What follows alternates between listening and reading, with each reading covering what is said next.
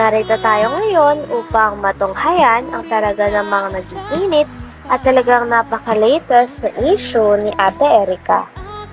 Sa pagpapatuloy ng ating istorya, pangit daw talaga ang ugali na ipinakita ni Ate Erica pati na rin ang kanyang ate na si Sheila May. Sabi pa nga ni Kalingap Val ay magaspang daw ang uri ng ganong ugali na dapat hindi tinataglay ng mga apo dahil lalo na ang kanilang lolo at lola ang nagpalaki at nag-aruga sa kanila. Kaya nga daw kung sino nga daw dapat ang una nilang pasasalamatan at gagantihan ng mabuting loob, ito daw ang kanilang lolo at lola. Dahil ito daw ang mga tao na nag-aruga sa kanila. Saka kay Owen. Ngayon wala na. Wala na. Sige lang nga, Prab, di na kayo binablog. Ay, di na. Si Ruel, ganun, di wala na rin si Ruel. Wala na din po. Nag-vlog. Wala na din po. Okay. Tapos alam natin yung totohanan, yung kwento po. Kasi pangit naman yung basta ka lang, dadali. Mahirap. Mahirap man yun. So mula na rin po sa kanila, kung sino po itong dalawang ito, na apo nila po na sabi nga ni tatay, ng ugali. Tawag yun ni magaspang ang ugali. Maganda yung gano'n, pangit yan. Dapat yung utang na loob, saka bumahal sa lolo't lolay na doon dapat.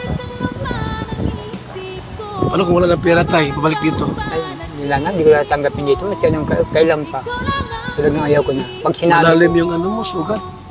pag sinabi ko na dito. Sabi pa ng lolo ni Ate Erica ay ayaw na ayaw niya daw at hindi daw pwede sa kanyang ugali ni Ate Erica pati na rin ang kanyang ate na si Sheila May.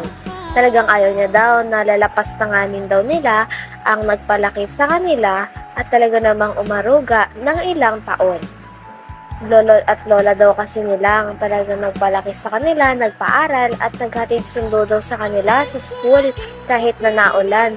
Kaya talagang hindi pwede sa kanilang lolo na porket nagkapera lang sila ay lalapastanganin na nila ito.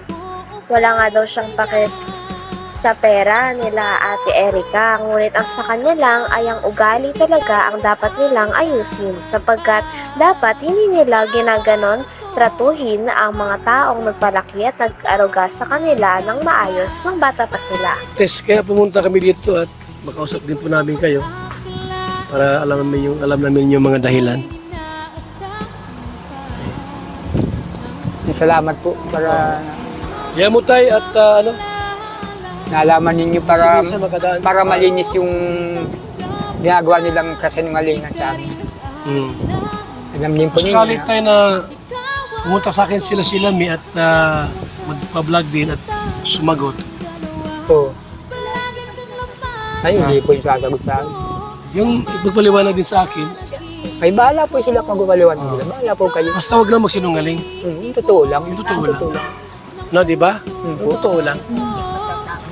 Yung totoo lang gawin nila. Pero pag Si Lolo na nga niya pinaharap kasi hindi sila makaharap sa kalasay sir. Wala silang paghiharap. Kasi wala naman silang ibabato pa kung anong kasinungaling ang gagawin nila eh. So, yan po mga kalinga, paliwanag po na mula po sa kanila. Yung kwento po hindi mula sa akin yan. Mula kina Lulo. Kwento pa nga ng lolo ni Ate Erica ay talagang lalo pang sumama ang kanyang loob sapagkat nung nasa ospital daw sila nung bagong taon dahil may sakit nga ang kanilang lola, ay pagdating nila sa bahay at pag-uwi nila ay wala na daw tao sa kanilang bahay at parang napakadilim na. Talagang hindi daw nagpaalam si Ate Erica pati na rin ang ate niya na si Sheila May na alis na o bubukod na sila sa bago nilang bahay. Wala talaga silang paalam o pasabi sa mga tao na nag-araga sa kanila at kumupkup sa kanila ng ilang taon. Kaya naman napakalaki nga ng galit ng lolo nila sa kanilang dalawa dahil nagawa daw nilang lapastanganin ng mga tao na nag-alaga sa kanila at nag-aruga. Bato pa kung anong kasinungaling ang gagawin nila eh. So, Yan po mga kalinga, paliwanag po na mula po sa kanila.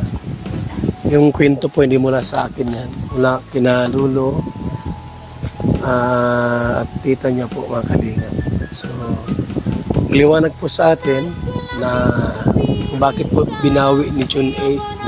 Yung pera po sana, pampabahay po nila. Kasi gusto nila yung masulo. Sila ang mga budget. Tapos meron pang mga paninira na nalaman din po natin. Alam mo mga kalingap, bilang isang charity vlogger po, yung aming pagtulong po ay systematic po tayo. Hindi yung ubos-ubos biyaya, bukas na katunganga. Hindi tayo ganun mga kalingap. Salamat po sa ating lahat. Masarang bigas, isang lang. Bigas. Kwento pa ng lolo ni Ate Erika ay hindi daw totoo talaga na nakakatanggap pa sila ng sustento galing kay Ate Erika. Dahil ang huli nga daw nilang natatanggap ng mga pera ay nung binavlog pa sila ni Kalinga Prab at ni Kalinga Proel. Ngunit ngayon ay mali daw talaga ang pinapakalat nila na nagsusustento pa din daw si Ate Erika at ang kanyang kapatid o ate na si Sheila May. Kaya nga daw masama din daw ang loob ng pamilya nila kay Ate Erika dahil nagagawa nilang magsinungaling para maging magandang image nila sa mga tao.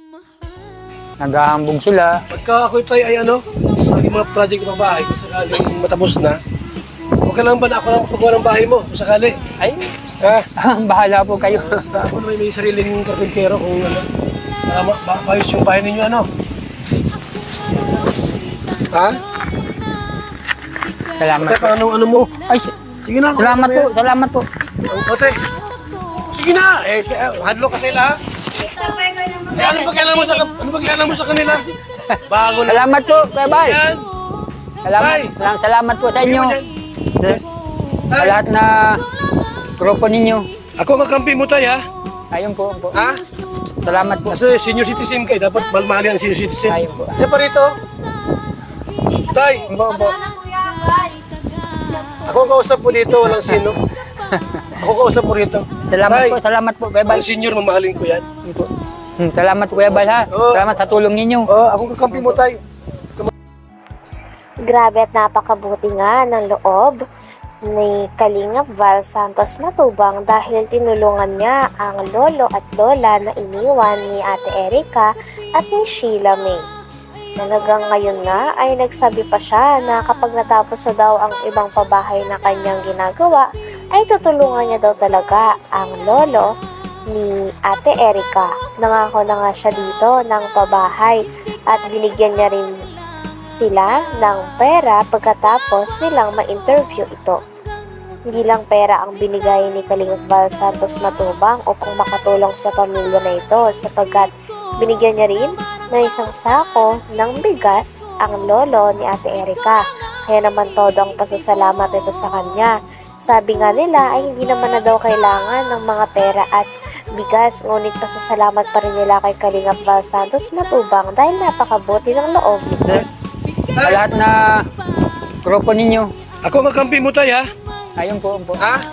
Salamat po. Kasi senior citizen kayo, dapat malmali ang senior citizen. Ayun po. Isa pa rito. Tay, Opo. ako kausap po dito, walang sino. Ako kausap po rito. Salamat po, Kuya Bal. Ang senior, mamahalin ko yan. Salamat Kuya Bal, ha. Oo. Salamat sa tulong ninyo. Ako kakampi mo tayo. Huwag ka mag-alala. Di ko po naasahan na Salamat po pupunta sa kayo inyo. dito. Ganito. Ano? Ibigyan niya Ako kami. tayo, hindi ko sisiraan si Erika. Kung gusto nga, magkasundo kayo eh. Ayan. Pero hintayin ko yung panahon na magkasundo kayo. Ha? Bahala ka po. Pero Sige, talaga kasi maganda yung mamatay tayo may sa puso. Pagpapatawad. Ano? Siguro kayo, nag-iinakit kayo. Pero lilipas din naman yan. Huwag muna ngayon.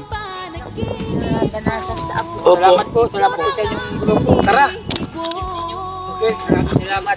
Salamat tayo. Hanggang dito na lamang muna ang ating napaka-latest at napakainit na issue ni Ate Erika. Maraming salamat sa inyong panonood. Hanggang sa muli. Bye!